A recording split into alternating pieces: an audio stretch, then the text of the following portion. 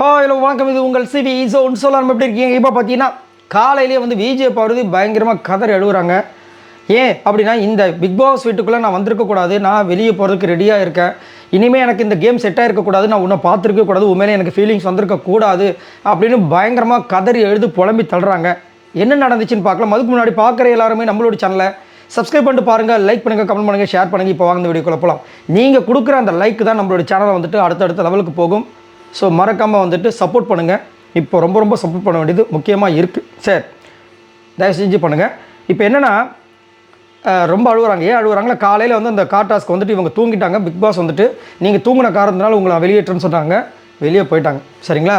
வெளியே போய்ட்டு உள்ளே போகிறாங்க. உள்ளே போன அடுத்த நிமிஷமாக அவங்களுக்கு ஒரு பயங்கரமான ஷாக்கு. சாண்ட்ரா இவங்களை பார்த்தோன்னே பதறி அடிச்சுன்னு ஓடுறாங்க பாத்ரூம்குள்ளே. இவங்க அப்படியே பார்க்குறாங்க. ஆக்சுவலாக சாரி கேட்கறதுக்கு போயிருக்காங்க, ஆனால் அவங்கள பார்த்து உள்ளே ஓட்டாங்க. இப்போ வந்துட்டு இவங்களுக்கு ஒரு மாதிரி கஷ்டமாயிடுது. வெளியே வந்துட்டு வேக்கப் சாங் போகிறாங்க. வெறித்தனமாக ஆடுறாங்க, டான்ஸ் வெறித்தனமாக ஆடுறாங்க. முடியல. தண்ணி எடுத்து வந்து கொடுக்குறாரு கமருதீன். இல்லை நான் ஆடுறேன்னு சொல்லிட்டு ஆடுறாங்க. அதுக்கப்புறம் உட்காந்து அழ ஆரம்பித்தாங்க. பயங்கரமாக அழுகுறாங்க. நான் என்னடா பண்ண முடியும்? இதுதான்டா நான் என்ன யோசிச்சா பண்ணேன், இதை வேணும்ட்டு பிளான் பண்ணி பண்ணேன். அந்த டைமில் அது ஒரு மாதிரி தோணுச்சு, அதனால் நான் பண்ணிட்டேன் அந்த தப்பை.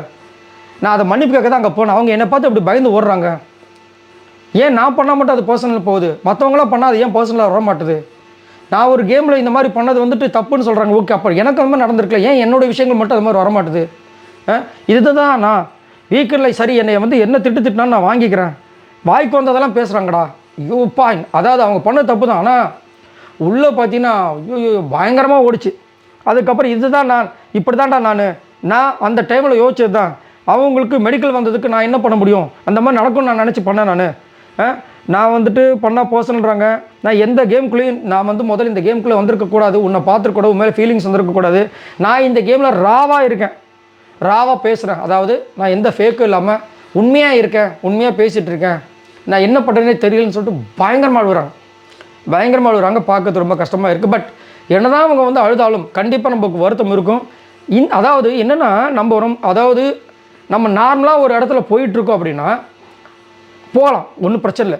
இப்போது நம்ம போகிற இடத்துல நம்மளுக்கு ஒரு ஹிண்ட் வருது, இது வந்து கண்டிப்பாக வந்து உங்களுக்கு நிறைய விஷயங்களாக வர்றதுக்கு வாய்ப்புகள் இருக்குது. அதனால் நீங்கள் கொஞ்சம் சூதானமாக போங்க.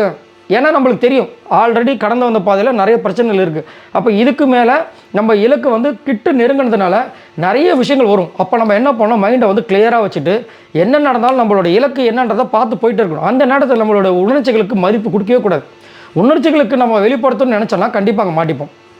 இப்போ அவங்க வந்துட்டு பேசின விஷயங்கள், ஆமாம் அவங்க பேசினாங்க, ட்ரிகர் பண்ணாங்க, அது ஒரு பக்கம் இருந்தாலும் இப்போ இவங்க பண்ண விஷயங்கள்லாம் பயங்கர ஹைலைட் ஆகிருக்கு.